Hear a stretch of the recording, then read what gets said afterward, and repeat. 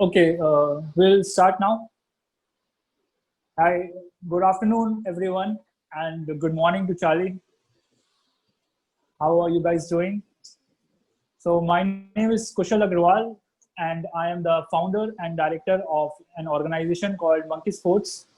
So, Monkey Sports is a social enterprise that works in the state of Bihar and Jharkhand in India, and we use sports as a tool to improve children's physical and mental well-being. For today's webinar, our topic is mental health. Mental health is a topic which has become very serious, especially during today's pandemic time. A lot of studies and researches have been conducted, which shows that many people are going to go into clinical depression because of social isolation, anxiety because of loss of jobs, and the increasing uh, loss of economy of the GDP. So I will continue. So mental health is a scientifically proven fact, which in today's world we cannot deny. Uh, I know in India it's very a tough subject to talk about, but that's why we are here today to understand what impact did the pandemic create on the mental health of children. And to talk about our subject, we have two different guests. The first person is Mr. Arjun Gupta. Mr. Arjun Gupta is a psychology major and he has written two wonderful books on understanding mental health for beginners like us. We have another guest, Charlie. Charlie is a consultant working at Coaches Across Continent. Coaches Across Continent is a non-profit based out of United States, which works in 6 different continents and 70 plus countries. So, and they use sports and play as a medium to impart different kind of learning in different countries. And Charlie himself has worked in more than 30 plus countries. So to give you how the webinar will move forward, so I'll give you a brief idea about what the pandemic situation has created in children's lives in 5 minutes. Then we will have 15 minutes each for each of our guests, after which we'll have 10 to 15 minutes of question and answer session, in which you can, in the below, if you can see at the below bar, there is a raise button, raise your hand. If you raise your hand, so you can, I can give you the mic to you and you can directly ask the question on the video, or you can ask your question on the chat and I'll ask that question to our guest here. So if you don't have any questions right now, so we'll move to our webinar. So let me give you a brief idea about what the situation, what this pandemic has created, the kind of situation it has created in children's lives. So there are two different kind of patterns that are emerging. So one pattern is where the children live in a more positive environment at home. They go to a private school, but now because the school are closed down, they are sitting at home and spending more times in front of the screen. So the increase in screen time and the lack of physical activity and not able to meet friends have created a situation which where children are more angry, they are more depressed, and they are more sad than before. So this is actually a milder situation. On the other hand, we have a more severe situation. I just read it 2 days before in a report from World Health Organization, which shows that almost 5 million children in India, that is 50 lakhs students in India, they are going to drop out of school, which will cost an estimate of $450 billion loss to the Indian economy. What does it mean? So if 50 million children are not going to school, it means that there will be more child marriages, more child labor, and lot of violation of child right protection policies. So that is why we have come here to understand how this pandemic is impacting children's lives, and what different coping mechanism are there that we can use to help the children. So moving forward, now I'd like to welcome my first guest, Mr. Arjun Gupta, to take over the mic and start his conversation. Thank you so much, Kushal, and thank you so much to you for organizing this wonderful idea on, talking about children's mental health, especially in times like these. So, I'd like to share a PPT that I've prepared for this to give you a better idea of what the children are going through. And Kushal, just could you give me the, I don't know, the permission to share my screen? Yeah, sure. Give me a second.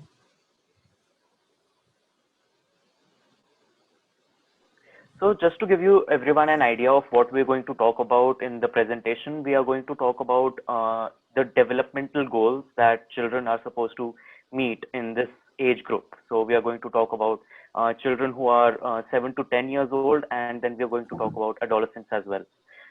It's important that these goals are met for everyone in order to ensure that they are developing psychologically, socially, and physically. In physical development, we will talk about the role that playing and physical activities has, which Kushal is specializing in with his startup of Monkey Sport. And I believe that it is important that in this situation, we understand the true extent of what it can lead to if we don't give this the attention that it deserves. So thank you, Kushal. I'll just begin.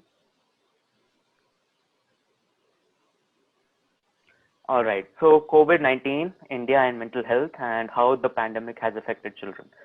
So first, when we talk about the goals that children are supposed to meet in this age group, when we talk about something around 6 to 18 years of age, there are social developmental goals. There are cognitive goals wherein they have to develop as human beings, as thoughtful people. And then there is the physical development, which is something that everyone goes through naturally. It doesn't require a lot of effort.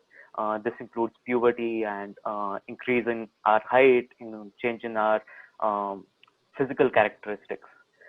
So the social development that we talk about, it is in this age group, around 7 to 18 years of age, that peer relationships, our classmates, our friends, they start becoming more important than they were usually. So the children, you'll see, they'll start talking more about their friends. They'll start talking more about what interactions they had with their friends, what they talked about, what they discussed about. Then there's the attachment relations that develop. These attachments include attachments with our parents, attachments with our friends, attachments with our teachers. And the important thing here is that all of these attachments, all of these peer relationships that we have, they affect the psychology of a child. So it is important that all of these have as much positivity and as much strength as possible. The last thing that social development has is a search for freedom. So whenever we talk about teenagers, there is always this rebellious mood that they're always in. It's always a constant rebellious mood, which is basically something that they're searching for. They're searching for freedom. They're searching for their own identity. They're searching for who they are.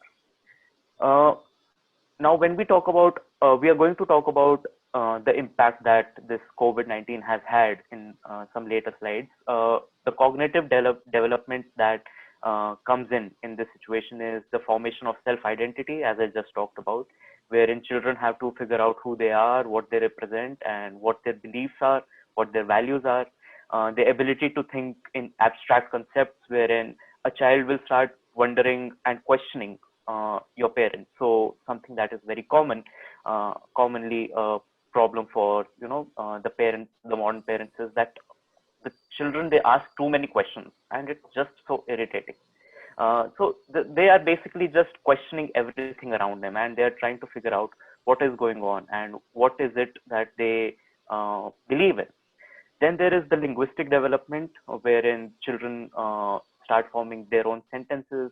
It is something that happens in infancy, but this is where they start using full sentences to share some meaning or share their own feelings and share their own ideas. It is not just baba di badu anymore. It's actual meaningful words that they are using.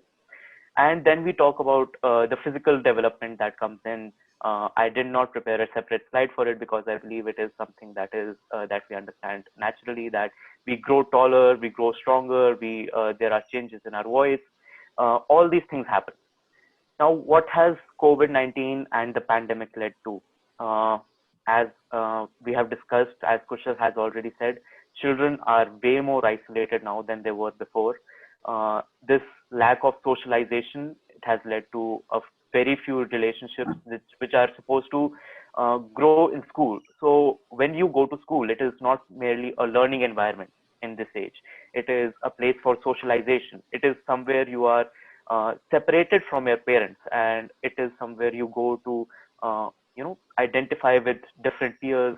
You go to talk to them, you want to discuss what you experience, you want to discuss your interests. It's not merely a place where you go to learn. That lack of socialization has led to very few relationships, the lack of newer experiences, the lack of mental stimulation, just sitting at home the whole day with very little to do. It is natural that it will lead to the stagnation of cognitive development.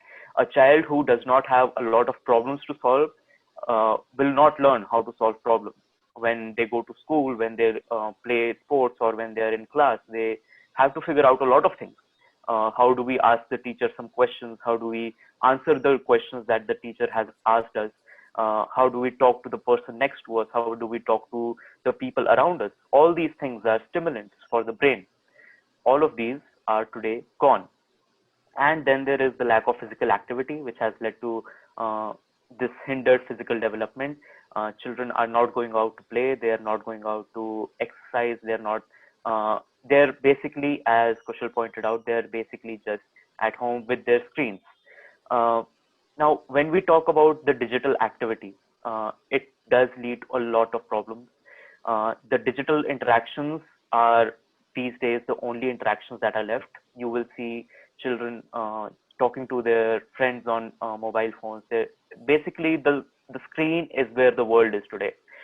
As you can see here, we are talking through a screen because talking in reality is not really a possible solution at this point.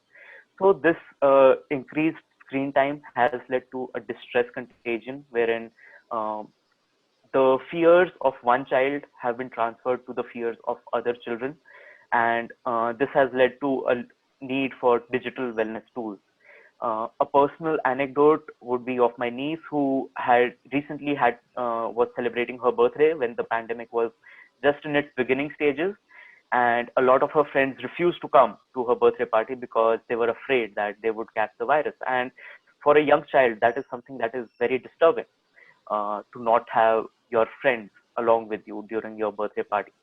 And of course, in the long term, it was explained to her that this is something that is just done for their safety, but it does leave an impact on the children.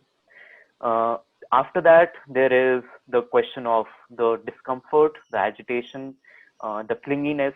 Researches have been carried out in almost every country in the world, which show that children today are more clingy, they are more irritable, they are more anxious, they are more isolated than they were in their whole life.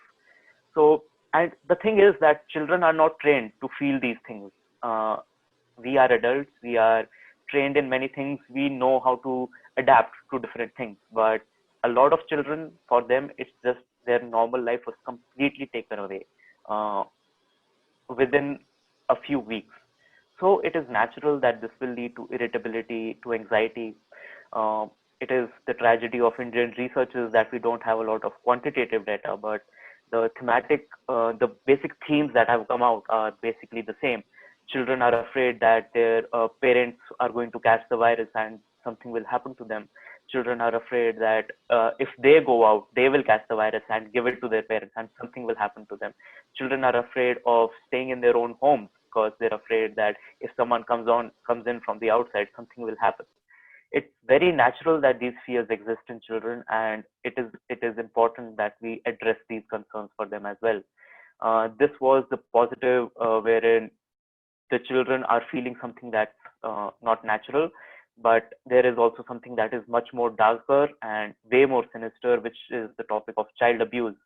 So there was this research in UK which showed that the per month the per month children who got admitted to hospitals for domestic violence, it has increased. So you can see that it was less than one. It was practically none in 2017. In 2018, it was a little bit more. 2019, a little bit less. But 2020, it just shot up. This was almost a 167% gain, or something way more than that. This is something that's not natural. Children are Some children are actually stuck in their own home with abusive parents, and there is nothing that we can do for them, because earlier they would go to the school and the teacher would notice these things, that something was happening, but that is now gone. It doesn't happen anymore, and they have to live there. Uh, so again, children's mental health is suffering a lot, and as Kushal pointed out as well, that children are dropping out as well, which is going to lead to a lot of violations of their rights, and they are not going to be able to fulfill their potential, because the pandemic, again, it has affected every single part of our lives. Now, what to do about this? The UNICEF, WHO, and the Indian government have carried out various programs to help you understand what you can do about it. The first thing is that you have to perform activities together. You have to plan and perform activities. This could include simple things such as singing songs, playing video games, reading a book, or creating something new out of something that was creating something new. Just basically anything that stimulates the brain of the child. Noticing signs of distress and anguish. I understand that many times adults, they are very vocal about when they're stressed or when they're not feeling well, but children can't do that. So children are not really trained in, expressing their emotions. So it might come up with loss of sleep, loss of appetite, irritability, a lot of aggression in children, and we have to keep our eyes out for that. This is not something that is problematic behavior. This is simply a way for children to express that they are not feeling well. Another thing that comes in here is that we have to be very honest, and we have to be very sensitive in how we're talking about it, because a child will ask questions. What is happening? What is going on? Why can't I go out? Why can't I meet my friends? So you have to be honest with them. You can't really beat around the bush that this is something that's just temporary. This is something that's just we'll go tomorrow, because then the child will start losing trust in you as well. So be honest with them, be straightforward, and be sensitive that this is something that's completely new, and but it is temporary and it will pass one day or the other, but we don't know when. So it is very important that we are honest and truthful and sensitive with our children. Social interactions, whenever possible, should be encouraged. I must say that since we have been unlocking, children have been going out, children have been meeting their friends, but it is important still at the same time to be as safe as possible. We don't really want children to be the carriers of the virus. US has already tried and tested that, and we saw how badly it failed, wherein immunocompressed children ended up being taken by the contagion, and they actually lost their life. So it's important that social interactions, whenever possible, are as safe as possible. And this is basically it. We have to stay together. You have to understand the needs of your child, and you have to understand that they might have needs that are not necessarily something that you are used to. So a child, especially teenagers, they are always in this rebellious mood, and school was something that was away from their parents, as I had said. And now that it's gone, you have to give them the space that they need. So if they start asking for more space, if they start becoming more distant from you, it's natural. It is not something that they're trying to just push you away. They are trying to carve out their own space for you. And I have some online resources that I will pass on in the comment section for you to check out. The UNICEF link that I have mentioned here, it has a lot of activities, a lot of storylines that you can discuss with your children, a lot of coloring prompts that you can work out, some relaxation techniques that you can use. The government of India has also been very proactive in ensuring that the children's mental health is taken care of. So I will pass on these links in the comments, and I'm sure that you can check them out. Just to conclude, I'll say that children's mental health is really, really important. And if we don't give it the attention it deserves now, if we don't really take care of our children now, it will lead to a mental health crisis in 2 or 3 years' time, maybe sooner.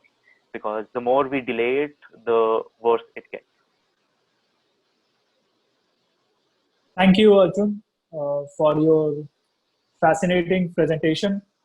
Uh, it was very wonderful. I got to learn a lot of different things about the data in UK. So I think I found similar kind of research in India. I think it was reported by Childline, which showed that in the first 10 days of the lockdown, the number of Childline calls, like when the abuse and violence happens, increased from 2 lakhs to 3 lakhs. So it was like a 50% increase in India too. So that's true. The violence and abuse which we talk about, it doesn't have to be from a outsider.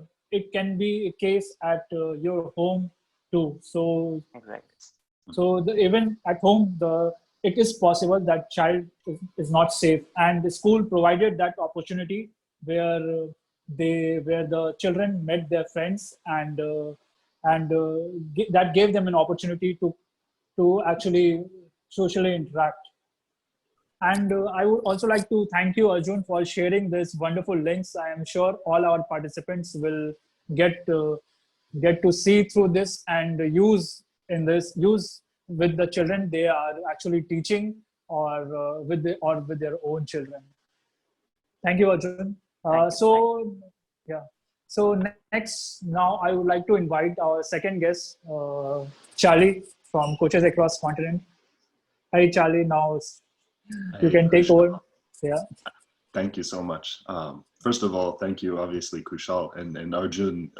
The points that you brought up were particularly interesting. And I know that Kushal just mentioned that India had maybe a 50% increase in these calls from hotlines to report child abuse. And I know that statistic, Kushal, because that was you and me doing some research a while ago. Yes. But that similar percentage increase, they've documented it in countries all over the world. So this is very much not a US problem and an India problem. This is something that we are seeing globally, which is one of the reasons I think Kushal's invited me, because I'm Charlie. I work for Coaches Across Continents, and the role Coaches Across Continents plays is we are an NGO, and we partner with other organizations, with other school systems, with other governments, and we help them use sport to address whatever social issue priorities that they deal with. And mental health is one of the highest priorities of this time. So that's the main reason that I'm here right now talking to all of you. So thank you all for your time. Tiny bit of introduction of myself. I've worked for Coaches Across Continents for 8 years. I graduated with a degree in philosophy, and since then have been traveling, running programs, and working with partner organizations in 30 some different countries, as Kushal mentioned. But my main role within Coaches Across Continents is our curriculum team. So with our curriculum, what we do is design games and activities that have messages built into the games themselves. So instead of inviting kids to come play football or come play cricket for an hour, and then we talk to them for 15 minutes, we are playing with them always, and the talking happens during those games themselves. So this idea is growing because it means that learning, we're combining learning with education outside of a classroom. And unlike my predecessor, I do not have a presentation because I'd like to do the conversation a little more. However, I do want to share my screen in a few places because we have curriculum that we've designed that focuses specifically on mental health. And this is something that anyone who is interested can absolutely get a copy. So we will make sure to include that information in the chat box. So CAC as an entity, as a global collaboration of organizations, we noticed obviously some trends early on in the pandemic that we wanted to monitor. And with that in mind, back in June, which feels so long ago, 4 months ago, we conducted a mental health survey, or a mental well-being survey, of all of our network partners in the 70-some different countries. And some of the findings we found are essentially aligned with what Arjun and what Kushal have spoken about, but I can quickly show a quick little summary report of what we saw. Was that from all of our partners, the leading mental health issues that they identified were 100%, not 100%, 83% anxiety, loneliness, and stress and depression, and that these were the feelings that an enormous amount of our partners said, yes, our children are suffering from this. And this was in June. So this information is now out of date by 4 months, which is ridiculous to think about. But there's essentially youth experiencing a lot of psychological stress that's caused from the isolation, but they're feeling disconnected, they're feeling lonely and anxious and angry. And exactly as Arjun said, that the home domestic cases of abuse from partner to partner, from parent to child, that those cases are rising. They've increased significantly, and the obvious financial struggles leading to not as much food on the table, and the increase in screen time with less exercise. These are all a perfect storm of factors that are creating a space for a child's mental well-being to deteriorate, unfortunately. And this is particularly true for children who are in development stages as they're finding themselves. It does affect adults. Everyone on this call, I'm sure, has felt a degree of these impacts.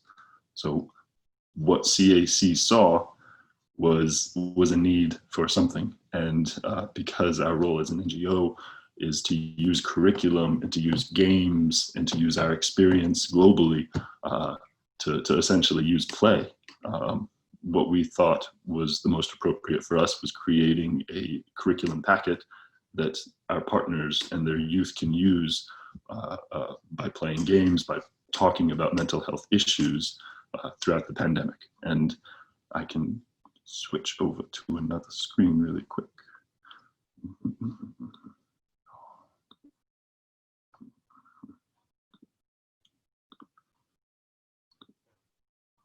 I'm not going to explain every single aspect of this game, but essentially, just to give you an idea of what we're talking about.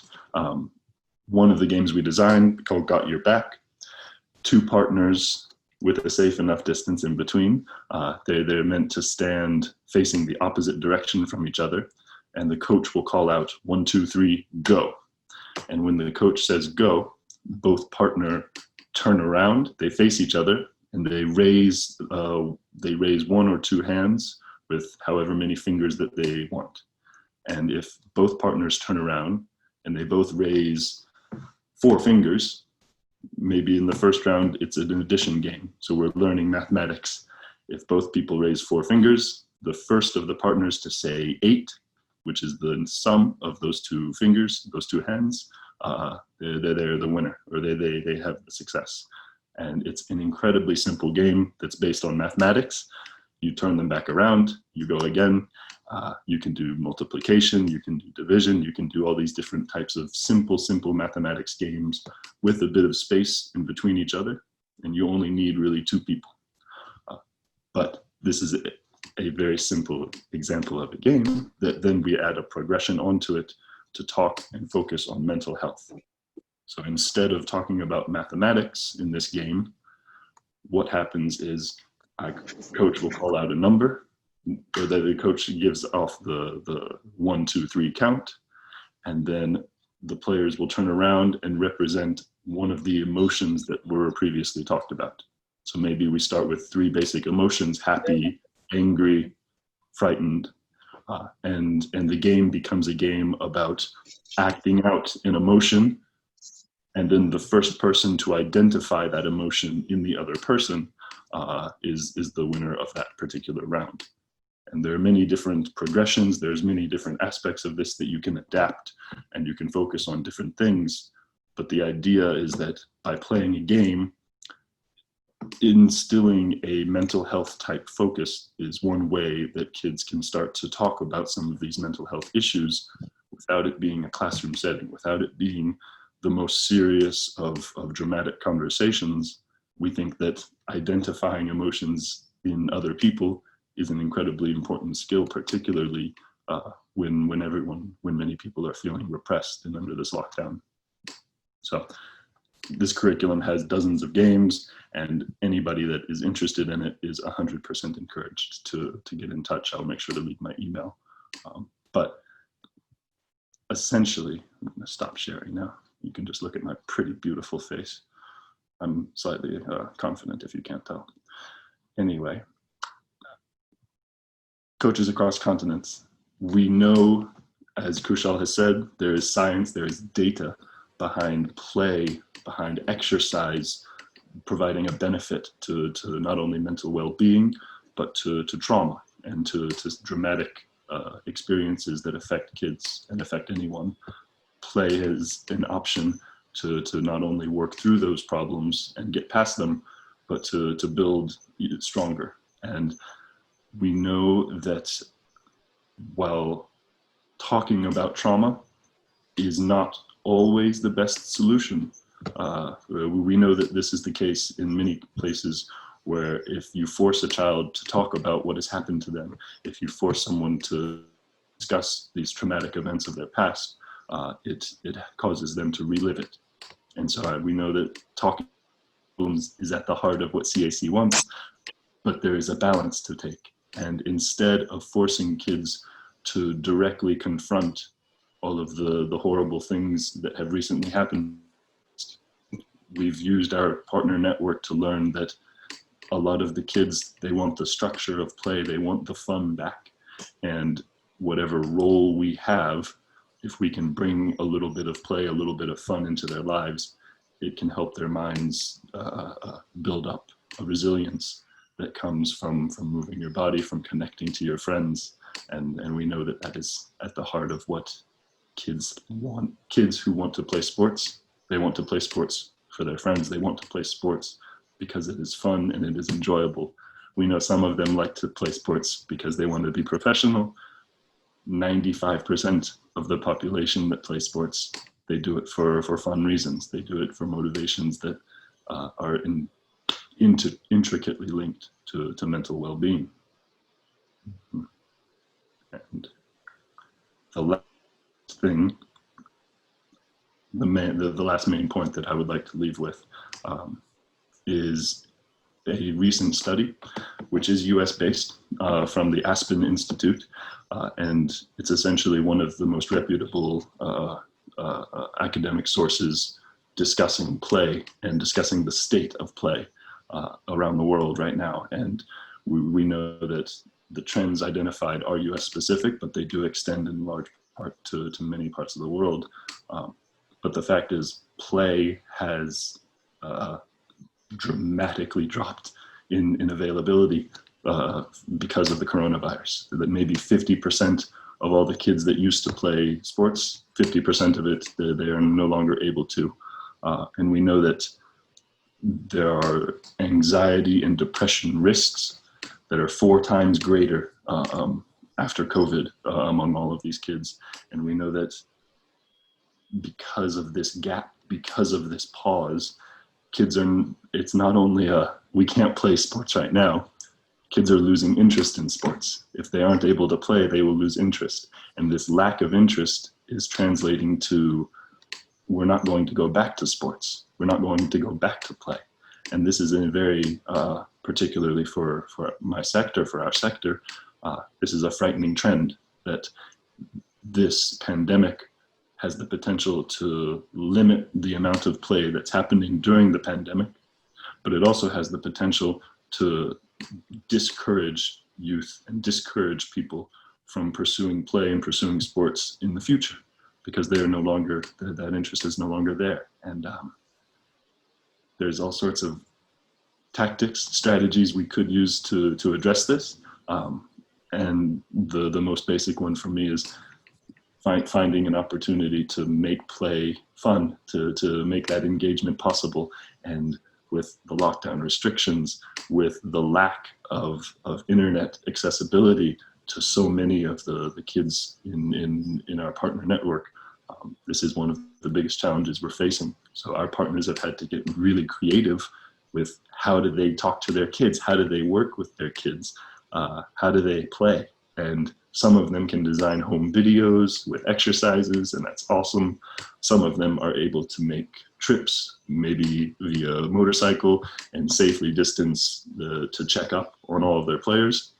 But it's a lot of work, and there are other tactics, there's other ideas. I think some of our partners, they're leaning into art and crafts and supplies. So they create spaces for kids to get creative and use art. But this is not necessarily what all of our partners were built to do. So they're having to experiment and they're learning and they're growing fast. But the idea that play behind everything is one of the strongest avenues, one of the strongest paths to help build mental resilience. That's essentially what I'm here for. And that's why I think that Kushal has organized this lovely webinar. I think I can leave it at that if we want to jump in any reflection and question period. Yeah. Thank you, Charlie. Thanks for your insightful data and telling us about the importance of play. We, of course, by nature, children like to play. They like to spend time. They like to move, and which is very scientific and natural. And that is why it is linked to the mental health of children. And what this situation of pandemic has created, that children are locked inside home and they're not engaging as much as they should. World Health Organization recommends that every child should spend at least 45 to 50 minutes engage in physical activity every day. But because of the current scenario, children's both physical and mental health are depleting. And as Charlie mentioned, play is a great coping mechanism because it's very biological and it's very natural for children to engage in play. And that's one of the ways that we can help the children to cope up with the emotional issues that they are facing today. So that's for us. Now I would like to ask our audience and different guests if they have any question for me, Arjun and Charlie. We'll take your questions for the next 10-15 minutes, and then we'll move forward from there. You can, and by the way, you can ask your questions directly on the chat, or you can also on your video and ask your questions. So let's move ahead.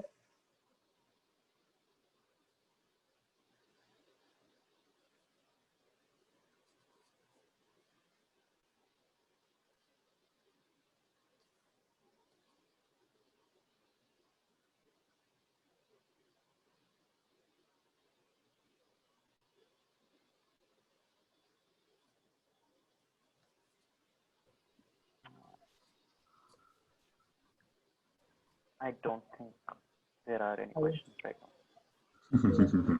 Which is fine. Kushal, what I'm curious, Kushal, you've written a number of articles recently I've seen talking about play, but also talking about returning to academic life in India. And I'm wondering how you think, or do you think that there is much connection between returning to school and not much connection. What do you think about returning to school at around this time? I'm not sure what the situation looked for elementary and secondary in India. What's it look like? Sure, Charlie. Before I answer your question, I think there is one question for you, That is it easy for children to maintain social distancing? Because when the children are on the ground, they want to enjoy. So it will be difficult for the facilitators to maintain that kind of distance between players. So is it safe if should children go and play outside now? That's a great question, and there are so many aspects to it. The short answer is it is safe if the facilitator creates and makes it safe. So obviously there are limitations on gathering sizes. So if you have 50 kids running around a small space, that's a bit of a problem, and that's not so safe. However, there are steps you can take to safeguard and to protect the kids. So all of the curriculum that we've designed, the games themselves are outlined to be played with no physical contact at all. So there's always a set space between any of the players. And one of the roles of the coach is to keep a careful eye for when that space does not happen, because kids like to touch things. Then what is the next procedure? If a kid makes a mistake and they start touching or getting too close, then making sure it's clear that this is the sanitizing station of the field. If a mistake happens, it's okay, go here and sanitize. Then they can come and return. But we also know, among other things, if you're playing inside, the indoor airflow is a much more dangerous environment. So if it is possible, outside play is a lot safer and is a smart choice you can make to decrease that risk. We also know that staggering your trainings, so you have less kids participating in one session, but you have less kids in one session, multiple sessions that are staggered to increase the amount of kids that you're able to work with. And all of this is 100% only applicable when your local government or when the regulations or restrictions are very clear from your side.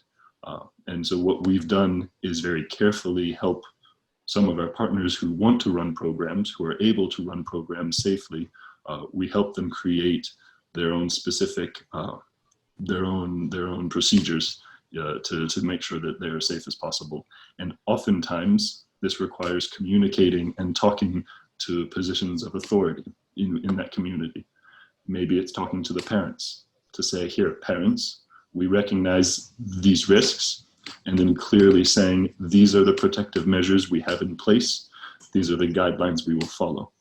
And increasing and creating that bond of trust is incredibly important.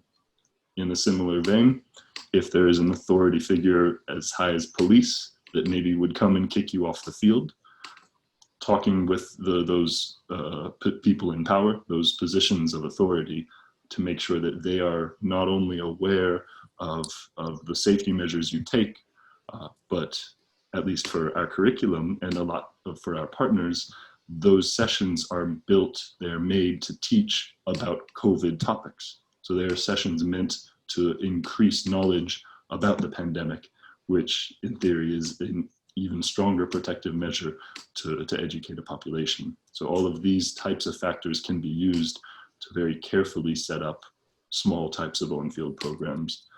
And then obviously if on-field is just not possible, there are ways to adapt to online, which while it cannot reach everyone, is essentially where a lot of people have to put their efforts these days, which is unfortunate, but it's the world we live.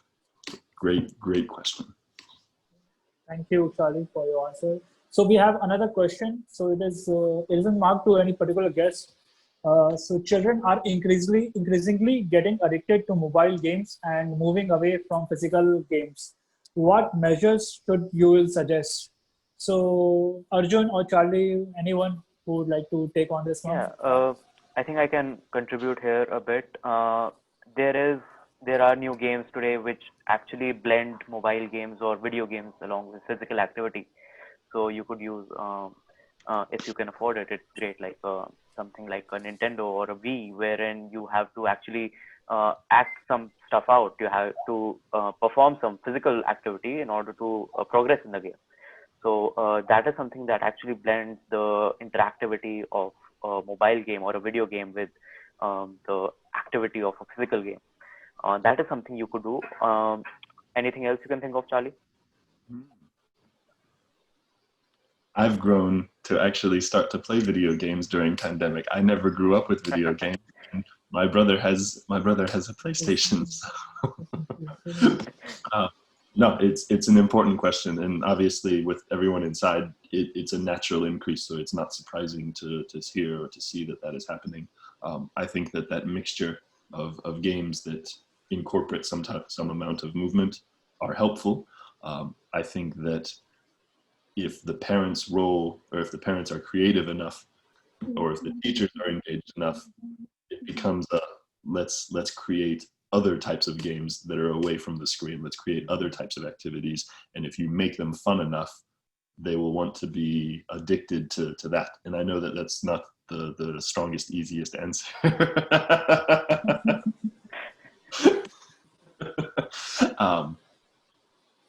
The measures I would suggest, if you are able to create fun outside of an addictive video game, it's the quickest way to do it. And if you are not able to make it as fun, then it becomes a conversation with the kid. It depends how old they are. But no, I understand. It's a tricky situation. Playing with the ball is always more fun, in my mind. Yeah, that's a very true fact, Ali. And I think it answers our next question, which is asked by Somi. I think she mentions about her own child, that when she asked her child to stop using video games, and then they're anxious and more angry, then I think your answer perfectly fits that you have to create something that is more fun and you have to spend that time with the children. So that's the only way I think we can take them away from that increase in screen time. Yeah. Let's just look into the chat and see if we have any more question. Yeah, so I think we are done with all the questions, but there's another one more question. Yeah. So there is a question from Mr. Bhaskar, S. Bhaskar, who tells that what about the children who are living in the slum areas and their parents are daily wagers and doing their jobs. So what about the children living in this area? So I'll take this question. So the children who are living in the underprivileged, they face a little different kind of problem from the children who are belong to middle class family, in the sense that they, first of all, they don't have that access to screen time, because we, as Monkey Sports, we work with more than 1,000 plus children, and we know that 90% of the children, they don't have access to mobile phones, they don't have access to smartphones. So the issue with the screen time is not there, but they face a much bigger issue, is that a lot of these girls who belong from these families, they will drop out from the school. And when they drop out, there is a large likelihood of them getting married before the age of 18. A lot of these children will, like right now, we have started to work in a community where we are trying to use the curriculum, mental health curriculum created by coaches across continent. And we see a lot of these girls, they work in a lot of these children who are staying in this underprivileged communities. They have already started working, because their parents are saying now, like, school is closed, there's nothing to do, why don't you go and earn some money? So this, it's not just that you read it about through different reports. Even if you go at the grassroots and you interact with the children and the parents in slum areas, you get this fact. So it's a very, very, very tough situation for them too. So I think someone had mentioned something, and let me.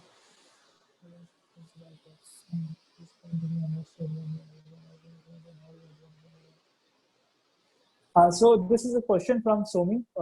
When we talk about mental wellness, it is a large box. In current scenario, the children are more stressed than adults, as they are not allowed to go outside and meet their friends, study, etc. Then how do we ensure mental and emotional wellness of children in current scenario. Yeah. So Yeah, I think that is the main point about, the pandemic and the mental and emotional wellness. So, as I have mentioned in my presentation and the resources that I have presented as well, you can go through them and see the um, activities that they offer, because it's natural. I mean, even I am a student who was supposed to be graduating, and all of that was taken away uh, suddenly. So it is natural that we'll feel this loss of a lot of memories that we were supposed to make, or a lot of stress about having to stay inside when there is a drive within us to go outside. So it's important that we find different ways to manage it and different ways to cope with it.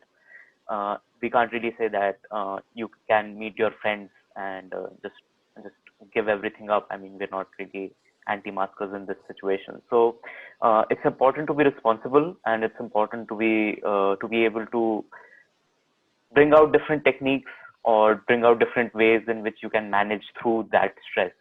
I cannot promise that this stress will end suddenly once the pandemic ends. It will stay on even after that. So it's important that we learn to deal with it through our emotions and through our, cognitions, or through some other activities that we can indulge in. that's a great answer, Arjun. So I think we don't have any more questions. So I think there's Excuse me, sir. Sir, yeah. we are, uh, as a teacher and parent, we are puzzled, sir. What kind of physical activity can be done to children, sir? Really, we are very puzzled. What can we do for them? Okay. Uh, so let me answer this question. So we have to be careful about this because there is still this pandemic is increasing. But as we know that children are not the face of it, as because they have I think a better immune system or something. But the children are not the face of pandemic. But the what we have talked about, they are suffering through different mental health issues. That is why, like. One of our organization that we work with, coaches across continent, they have created a curriculum in such a way where you can engage children. Not like before, if you used to engage 15, 20 children together, you make the number of children very less, only 10, 12. So you can, while you are engaging in play, you keep that social distancing. And all the Okay, sir. games, so it's a freely available curriculum. So where you can look at the curriculum and you can keep that social distancing, and then you can engage children in different kind of activities, so which because we are already using this curriculum to work in one community, so we are know. So you have to be just be aware that that proper hand Okay, sir. washing should be there, children should wear a mask, and that you keep that you should not use one of the thing which we did in our program is like a lot of games in India we play with our hands. So because we know that if we play with our hands, it is more easy for the pandemic to spread. So what we have done is in our game we have adapted that all in our games we use like a game which can be played only by adults. So which makes it a little more safer. So this curriculum, I think Charlie is going to. I think I'm going to talk to him, and if you want, we can make this sources available for you. Yes, sir. Thank you, sir. Yeah. So, anyone has any more questions?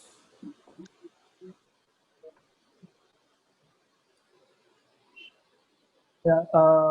Yeah. One great point which I was going to talk about, and I think just give me a sec. Mr. R.K. Narayan has mentioned about because of the increase in online time, the kids are accessing websites which are not meant for them. I think it is a very important point. Yes, All the participants here, I think they should learn about is Bachpan. There is a if you have heard about Kailash Satyarthi, he is a Nobel laureate for who runs an organization called Bachpan Bachao Andolon. And he currently showed a research where it is showing that because in the pandemic, children are spending more time on the screen. So the online sexual predation like there are more abuses which are happening online. So as a parent, as a guardian, and as a teacher, we need to be aware, like how can we make the internet more safe for the children, because this the number of these cases of online abuse cases have been increasing. So I would request all the educators and the parents here uh, that you make the internet safe for your children. So, I good job. I want to yeah, jump in there. I yeah. want to 100% agree with the thought, and it is a beautiful, brilliant question. I do want to make a counterpoint. The internet, I don't think is going to change so much. I don't think that the internet is going to be made safer in dramatic steps. I think that the path forward for this particular argument is helping your kids develop the skills that they need to identify what is risk, what is not, and to help the kids understand how to keep themselves safe, why it is important to keep themselves safe. And so I think that creating a public space such as the internet, instilling regulations and rules, I think that there is a limit to how effective that can be. And I think that to create self-actualizing, to help encourage youth to be safe online means that the youth need to understand everything as much as possible, and that there is a dangerous area and why it's dangerous. And then obviously this is different for different age kids. Maybe a 5-6-year-old does not have the wherewithal to deal with this. But there is an upskilling that I think is necessary, or there is a training, or there is practice that youth can make, that youth can have to help protect themselves. And I know this gets into tricky territory of why should we teach kids about dangerous things? And my answer to that is the dangerous things are not going away. And instead of saying, no, don't go there, educating and talking about the issue so they understand it better and from an actual reliable source, such as everyone on this call, I would assume, is something that I think might be more helpful than trying to change the shape of the internet itself.